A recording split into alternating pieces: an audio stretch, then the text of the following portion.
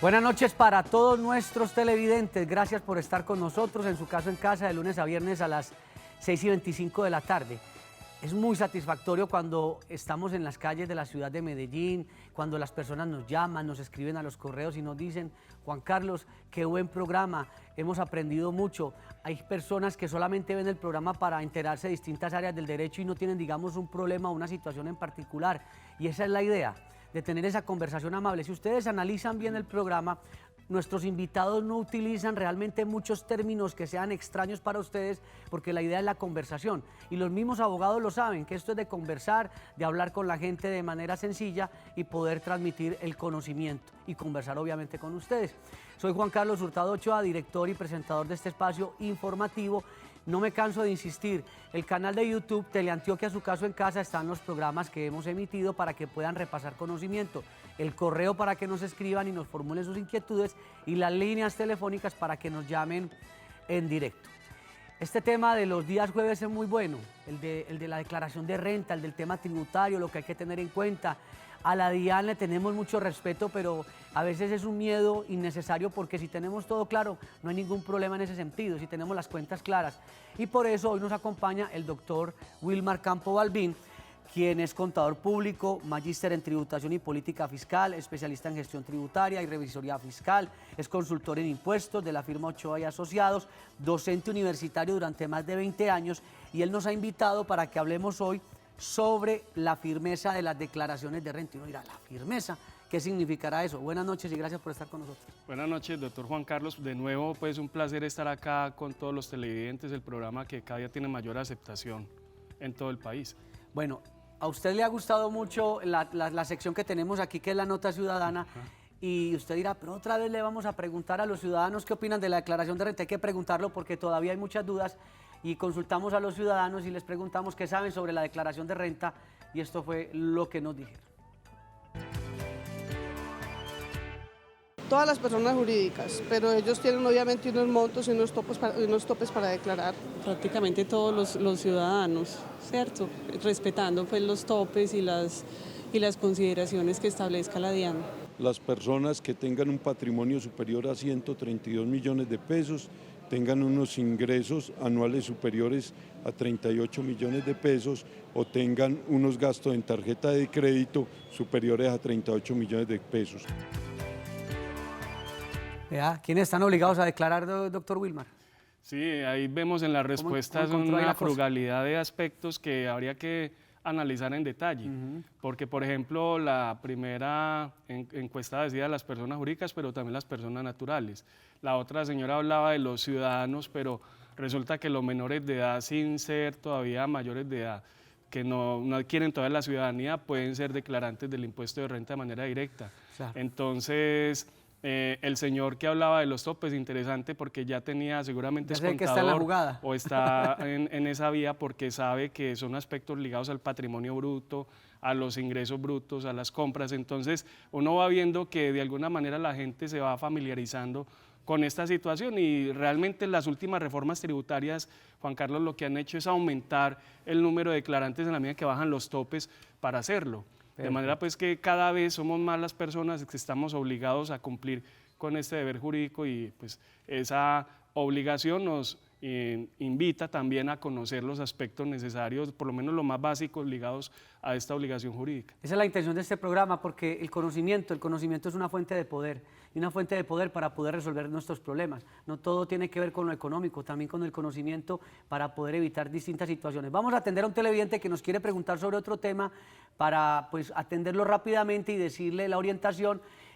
Don Alberto, para poder continuar sobre la firmeza de la declaración. Don Alberto, buenas noches. Muy buenas noches.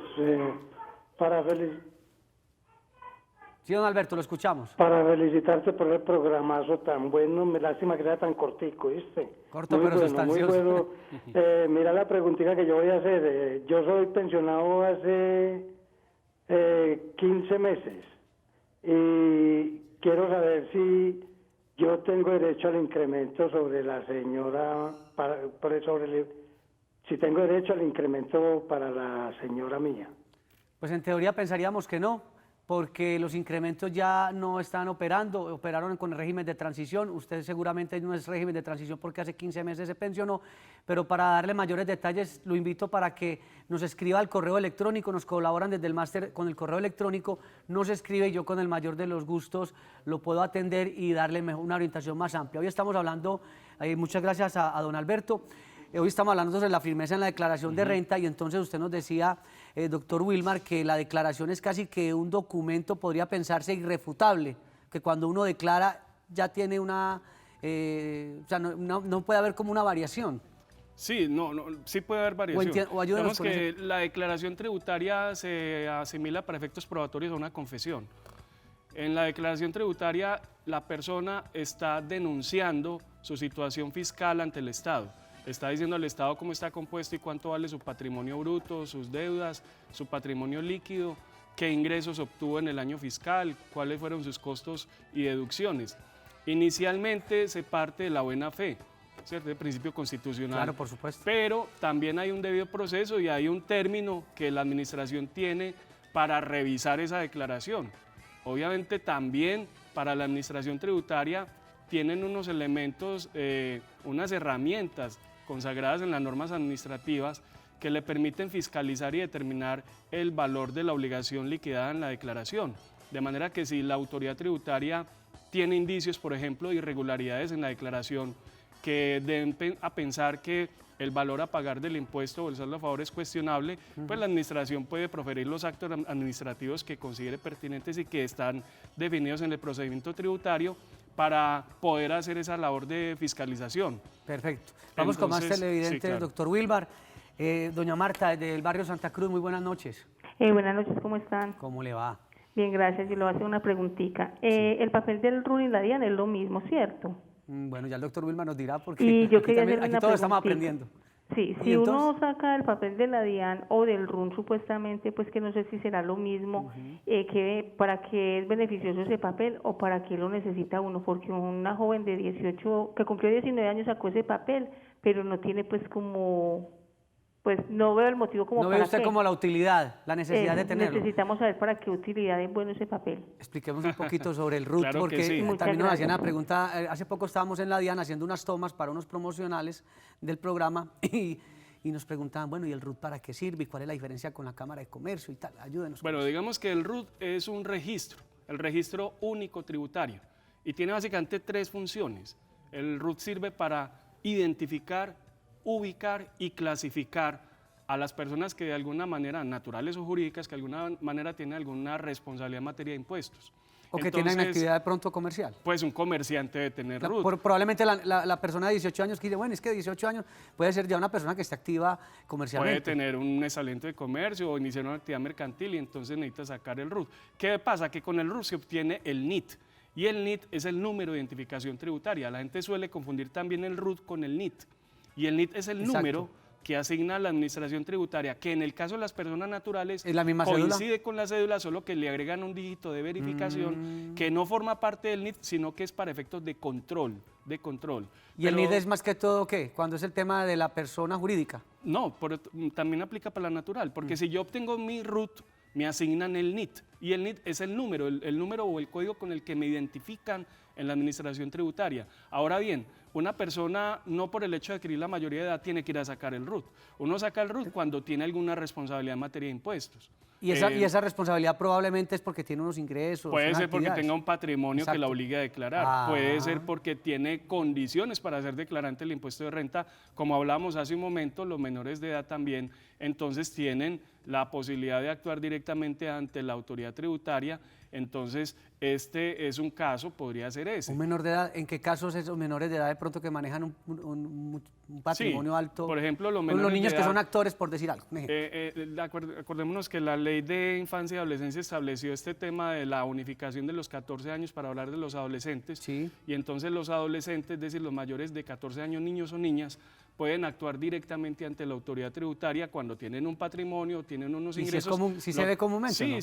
sí se ve porque en algunos casos, por efectos de planeación del patrimonio familiar, por ejemplo, se aconseja que los hijos declaren a temprana edad cuando tienen radicados en su nombre patrimonios que le dan la condición para hacerlo. Los menores de edad, de todas formas, mientras no se emancipen, pues todavía con la patria potestad, de acuerdo con la norma tributaria, los padres declaran en cabeza de ellos, pero es posible también que los padres renuncien a, por lo menos a la administración de esos bienes de los hijos y sean los hijos los que directamente, mayores de 14 años, puedan actuar directamente ante la DIAN.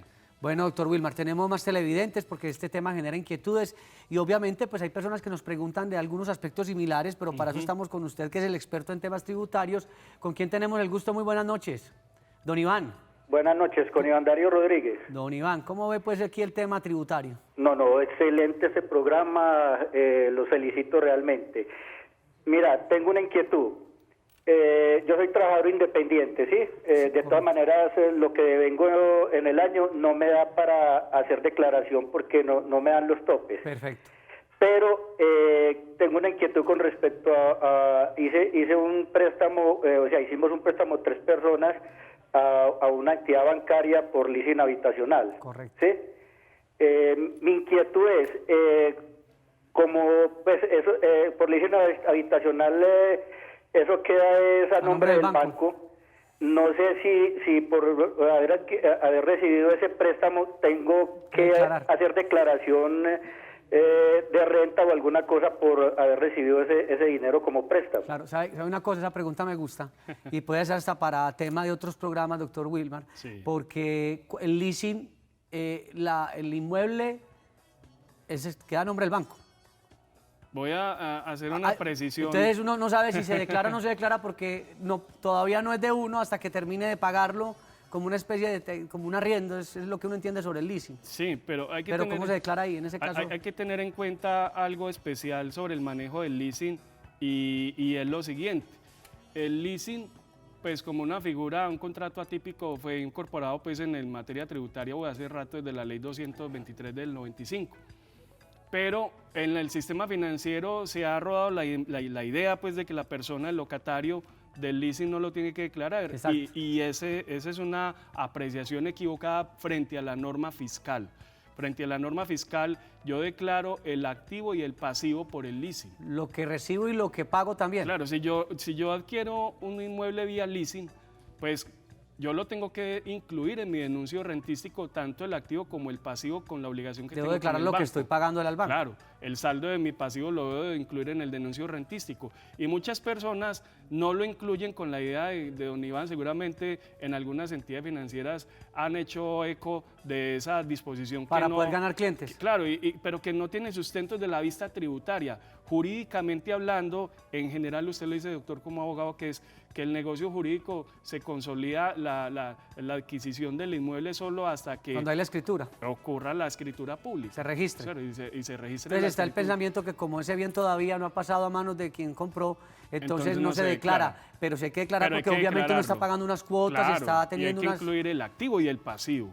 Eso es un muy buen dato porque a uno le han vendido el cuento del leasing, perdona lo coloquial, que tiene esas ventajas tributarias, pero también se declara, pero puede que con algunos beneficios con relación a, digamos, al crédito importantes convencional. En cuanto al pago de las cuotas del leasing, igual que el crédito ordinario de vivienda, el interés que se paga es deducible de renta y tiene unos topes bastante altos, con 1.200 VTs al año, de manera pues que esto baja la base no solamente del impuesto de renta, sino también de la retención en la fuente. Y ahora pues que hablamos de las rentas cedulares, sigue vigente también ese beneficio para las rentas de trabajo.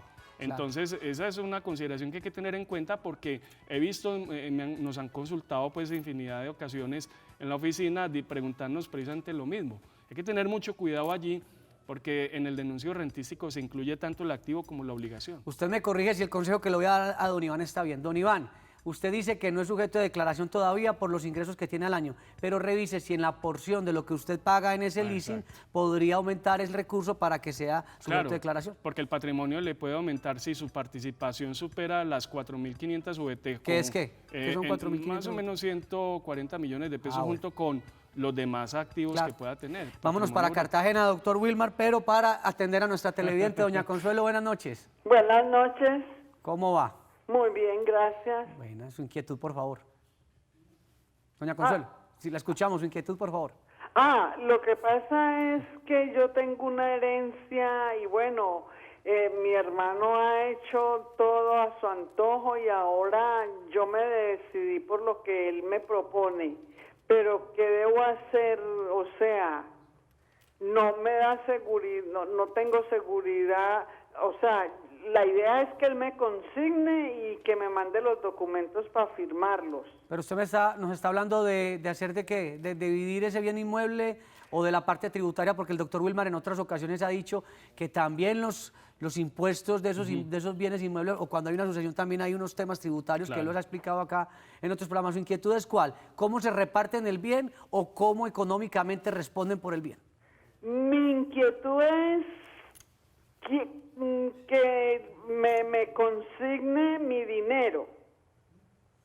Yo la invito, ¿sabe una cosa? Vamos a hacer una cosa, doña Consuelo. Usted escríbanos al correo o en el máster le van a dar el correo electrónico, nos escribe y para poder revisar ampliamente el caso, porque ahí vemos dos escenarios. Uno que puede ser cómo van a repartir el bien inmueble, es lo que yo le alcanzo a entender a doña Consuelo, y lo otro es, ella habla de una consignación en dinero, no sé si es que el hermano le va a comprar la parte de la herencia. Exactamente. ¿Es eso? Ah, bueno, pero ¿cuál es su inquietud? ¿Del valor comercial de cómo Mi revisar? inquietud es que desconfío de él, entonces él pretende que yo le firme y le mande documentos, pero mi dinero yo no lo tengo. Pues entonces cerciórese muy bien, hagan su promesa de compraventa, revisen todos los documentos, vayan a oficina de registro, hagan todo el protocolo, revise también cómo está en materia tributaria todo el tema del bien inmueble antes de tomar cualquier decisión y no vaya a firmar nada hasta que tenga la certeza, porque si dice que el hermano es un poquito astuto, no sabe uno qué pueda pasar. Sí. Doña Consuelo. Muchas gracias por llamarnos. Oiga, doctor Wilmar, mira, aquí la gente... De todo se ve. De todo se ve. Vamos a apreciar la cifra del patrimonio del año 2017 que vamos a declarar ahorita en el 2018, 143.366, y para este año que vamos a declarar en el 2019, 152.366. Cuando uno va a declarar, este año vamos a declarar sobre 143 millones. 143.366, que es la cifra... ¿Qué se entiende ahí en los 143? ¿Patrimonio, todo ingresos, el patrimonio gastos, bruto? ¿qué? No, el patrimonio bruto.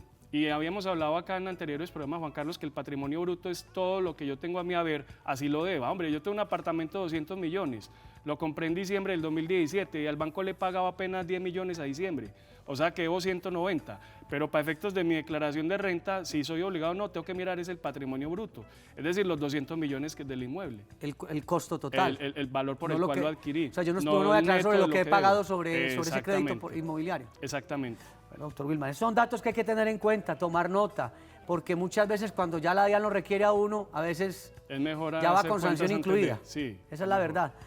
Doña Natalia, muy buenas noches. Muchas felicitaciones por el programa. Tengo una inquietud muy grande, mucho, el parecido al caso anterior del señor. Yo tengo negocio hace 12 años, tengo una papelería, yo tengo el RUT, pero yo nunca he pagado a la DIAN. O sea, yo no he llegado a pagar a la DIAN. Yo estudio costos y presupuesto y el profesor me dijo que tenía que preguntar en la DIAN cuánto estoy debiendo, pero lo que volvemos a decir, el tope desde hasta. Y si ese tope no está, ¿qué voy a ir yo a pagar? ¿Qué va a ir a Sí, entonces muchas gracias. ¿Usted nunca ha declarado? ¿No declara renta? No, señor, porque es que, doctor, o sea, no abarca lo que está. Entonces, préstenos atención a lo que va a recordar el doctor Wilmar. Él acaba de mencionar para este año. Sí. Doctor Juan Carlos, hágame un favor bien grande. Tengo 2 casitos urgentes para el programa. Yo le dejé mi número de celular. Bueno. Con el mayor de los gustos, y también anote el correo electrónico para que nos escriba, y si son de otras áreas del derecho, con el mayor de los gustos trataremos de darle pronta respuesta. Muchas gracias, doña Natalia. Uno puede tener un negocio, doctor, pero no significa que todo el que tenga una actividad comercial ya pues, obviamente tiene que ser un declarante potencial. Hay que precisar a Natalia si ella actúa directamente como persona natural o hay una persona jurídica en nombre de la cual actúa. Claro. Porque si actúa en nombre de una persona jurídica, cualquiera sea el tipo, puede ser SAS, puede ser S.A., limitada, lo que sea. El solo hecho de ser persona jurídica la hace declarante del impuesto de renta sin atender los topes en ingresos y patrimonio. Ahora bien, si Natalia actúa como persona natural, entonces ha de precisar sus topes de ingresos, de patrimonio, de compras con tarjeta de crédito o de inversiones. Entonces, para el año 2017, que es el que vamos a declarar este año, si sus ingresos superan los 44.603.000 pesos, o si sus compras de tarjetas o compras en general superan ese tope, o si el patrimonio general del año supera el patrimonio bruto los 143.366, pues Natalia tendrá que ser declarante del impuesto de renta. Pero entonces vamos a hacer una cosa. Vamos a ir a la pausa, doctor Wilmar, y no nos deje olvidar de un tema, porque hay personas que creen que el solo hecho de declarar es ir a pagar. Allá le dijeron, no, es que usted debe mucha plata en la DIAN. Un momentico. Claro. Puede que en la declaración tenga unos saldos a favor, que eso también se puede presentar, claro, ustedes lo saben. Y ahí la prescripción también, la figura de la prescripción. Y también, pues, siguiendo el tema de la firmeza. Perfecto, con la firmeza también de las declaraciones, doctor Wilmar. Vamos a una corta pausa y ya regresamos en su caso en casa. Hoy estamos hablando sobre la firmeza en las declaraciones de renta. Aspectos importantes para recordar. Vamos a tomar atenta nota.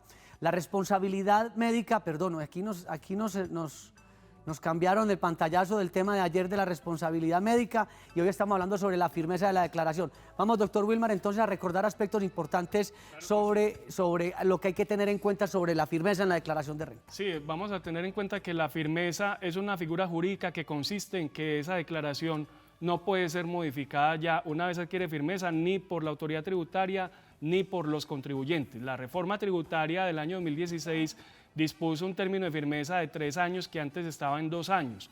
Cuando la declaración se presenta a tiempo y con valor a pagar, esos 3 años se cuenta desde el vencimiento del plazo para declarar. Si la declaración se presenta extemporánea, esos 3 años cuentan a partir del momento de la presentación de la declaración. Si la declaración de renta tiene un saldo a favor, entonces la persona tiene un plazo de 2 años para solicitar el saldo a favor.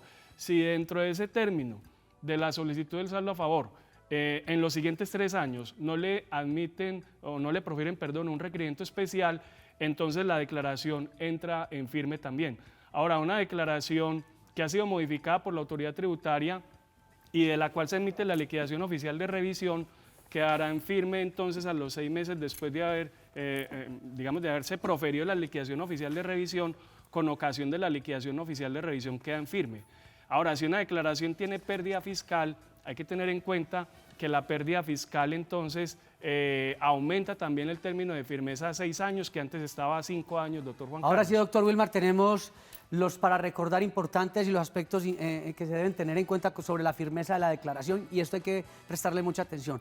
La firmeza es una figura jurídica que, aplicada a las declaraciones tributarias, consiste en brindar seguridad jurídica entre la administración tributaria y los contribuyentes, con el fin de garantizar que se consolide la situación fiscal del contribuyente frente al Estado. Una declaración tributaria que quede en firme no puede ser modificada ni por la administración tributaria ni por el declarante, es decir, no opera una sanción de parte del Estado. La firmeza se adquiere con el paso del tiempo, lo acababa de mencionar el doctor Wilmar, y siempre que la DIAN no profiera un requerimiento especial durante los 3 años siguientes al vencimiento del plazo o a la presentación de la declaración de renta, eso es muy importante tenerlo en cuenta. Si la declaración de renta presenta saldo a favor, la firmeza se obtiene si dentro de los 3 años siguientes a la presentación de la solicitud de devolución, la DIAN no profiere un requerimiento especial. O sea, nuevamente estos aspectos de los tiempos a tenerlos en cuenta.